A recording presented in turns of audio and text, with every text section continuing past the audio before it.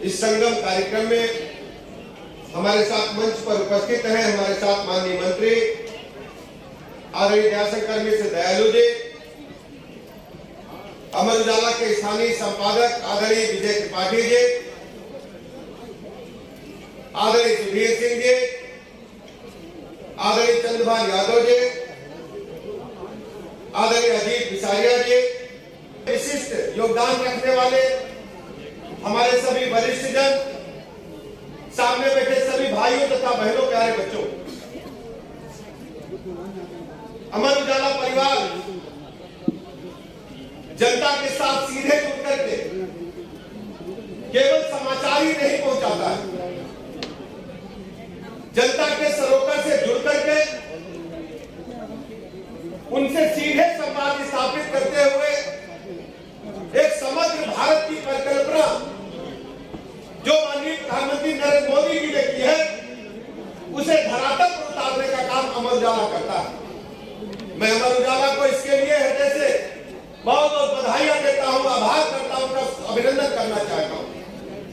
विगत कई वर्षों से मुझे ऐसे कार्यक्रमों में अमर उजाला के साथ जुड़ने का अवसर मिला है। पिछली बार भी हम सब ऐसे ही कार्यक्रम में आए थे, लेकिन प्रतिवर्ष जो हमने पास से अपनी आंखों से देखा है, लोगों का जुड़ाव बढ़ रहा है, स्टॉल्स बढ़ रहे हैं, सांस्कृतिक कार्यक्रम बढ़ रहे हैं, लोगों का उत्साह बढ़ रहा है, दिन प्रतिदिन कार्यक्रम में निखार आ रहा है। और ये सब इसलिए संभव हो पाया है कि अमर उजाला ने एक ऐसे कार्यक्रमों की श्रृंखला पूरे वर्ष बनाए रखते हैं जो समाज के विभिन्न वर्गों को एक प्लेटफॉर्म लाने का काम करती है। जब इस समारोह स्थल पर हम लोग प्रवेश किए तो प्रवेश करते हुए मराठी संस्कृति हमें दिखी, वीर शिवाजी की प्रतिमा दिखी। वीर शिवाजी को देखने के बाद हमारी संस्कृति का, हमारा जो इतिहास से गौरवशाली है, उसको सब हम याद कर पाते हैं, उनकी स्मृतियों को हम याद कर पाते हैं। वीर शिवाजी ने भारत की पताका को झुकने नहीं दिया। कितनी विषम परिस्थितियां रही होगी, मैं वीर माता को चरण वंदन करता हूं। कैसी वो धन्य मां होगी जिन्होंने वीर शिवाजी को जन्म दे करके हमारी संस्कृति को अक्षुण्ण रखते हुए अपने बेटों को भी प्राण की आहुति देने के लिए आगे बढ़ाने का काम किया। उसके बाद हम आगे बढ़ते हैं तो हमें उड़िया संस्कृति दिखती है, तमिल संस्कृति दिखती है, कन्नड़ संस्कृति दिखती है। हमारी वेशभूषा क्या होगी? हम सब कुछ इसी सृष्टि से लेते हैं, इसी प्रकृति से लेते हैं। धरती माँ जो हमें अन्न देती है, हम इसी अन्न को खाने का काम करते हैं, लेकिन उसका रूप बदल जाता है। अब भोजपुरी समाज के स्टाल पर जाएंगे तो बाटी चोखा मिलेगा। बचपन में जो हम लोग लैया खाते थे गुड़ के साथ मिली, वो मिल जाएगी। आप पंजाबी समाज के स्टाल पर जाएंगे तो आपको कढ़ी चावल मिल जाएगा, पापड़ मिल जाएगा। अगर उड़िया समाज के स्टाल पर जाएंगे तो स्पेशल बनी हुई केक आपको मिलेगी, जो बनी, नाम तो कहने को तो केक है, लेकिन है वो, मैं कह सकता हूं कि वो भुने हुए खोए की केक है। अद्भुत संयोजन किया गया है। मैं बहुत बहुत अभिनंदन करता हूं, बधाइयां देता हूं जितने भी स्टाल समाज। सबसे बड़ी बात है कि जो अन्नदाता धरती माँ है, करके हम सभी को नमन करते हैं।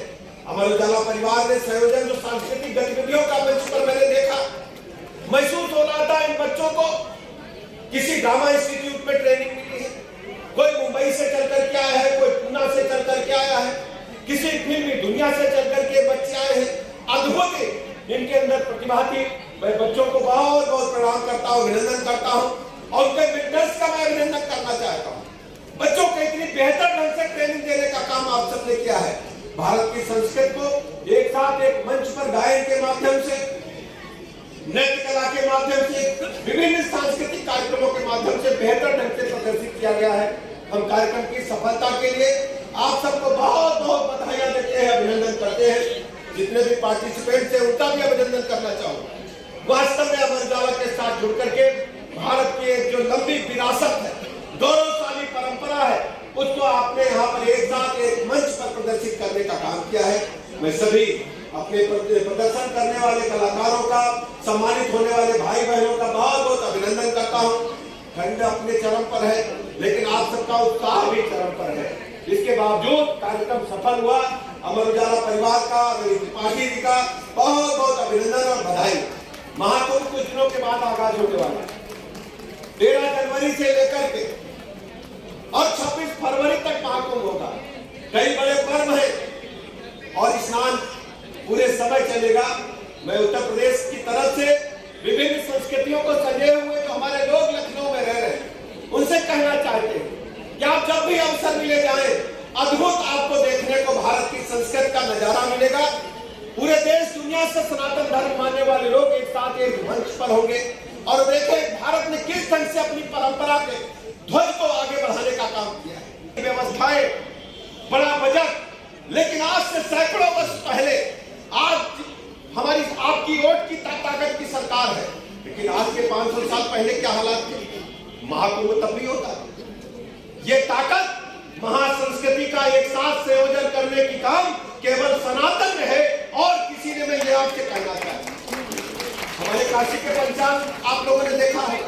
काशी से हमारे जी बैठे हैं। काशी के पंचांग में अगर आप पढ़ोगे तो चश्मा बगैर लगाए पढ़ नहीं सकते। छोटा छोटा लिखा रहता है कि महाकुंभ कब होगा, कुंभ कब होगा, लेकिन सोचिए करोड़ों की संख्या में लोग अपनी संस्कृति को, अपनी विरासत को आगे बढ़ाने के लिए एक साथ संगम तट पर, उज्जैन में गोदावरी, उज्जैन में मंदाकिनी तट पर और इसके अलावा अपने नासिक में गोदावरी के तट पर, हरिद्वार में मां गंगा के तट पर 12 वर्ष के बाद, 6 वर्ष के बाद इकट्ठा होते हैं और यह महसूस होता है कि हम सब पुण्य लेकर के, प्रभु का सीधे आशीर्वाद लेकर के अपने जो हमारे पितृ हैं, जो हमारे आने वाली पीढ़ियां हैं, उनको एक साथ हम प्रभु की लीला का दर्शन कराने के उपरांत सीधे स्वर्ग की ओर सिधारने का काम करेंगे।